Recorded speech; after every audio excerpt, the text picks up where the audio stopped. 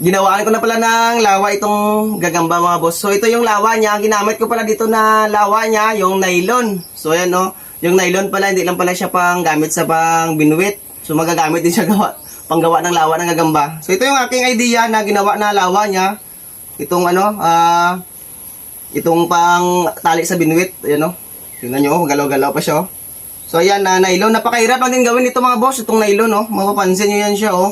So hindi ko pa siya talaga na perfect na paggawa dahil first time kong gumawa nitong nylon na lawa ng gagamba. So yan mapapansin yung butas niya sa gitna oh, hindi siya bilog talaga. So at least ganyan lang talaga mga boss, hindi naman talaga natin mapi-perfect basta sa unang paggawa. Pero sa susunod, mapi-perfect na talaga ito.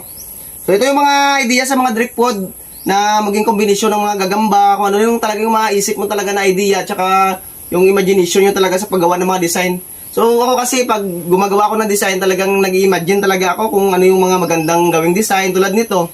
O simpleng driftwood lang, ginawan ko ng lawa at saka gagamba. So ayan lang yung mga idea ko. So sa inyo mga boss, ano mas maganda ditong ilagay? O kulay brown na gagamba, pansin nyo yan, no? Kulay brown. Ayan no. So itong itim, ano yung mas maganda dito na ano sa kanila, kombinasyon nila sa kahoy? Sa inyo lang mga boss kung ano yung mas maganda talaga ilagay na gagamba, yung nakatulog siya or nakaganito. So ayan lang mga boss, ito lang yung mga simpleng idea yan. Maraming salamat sa inyong panonood.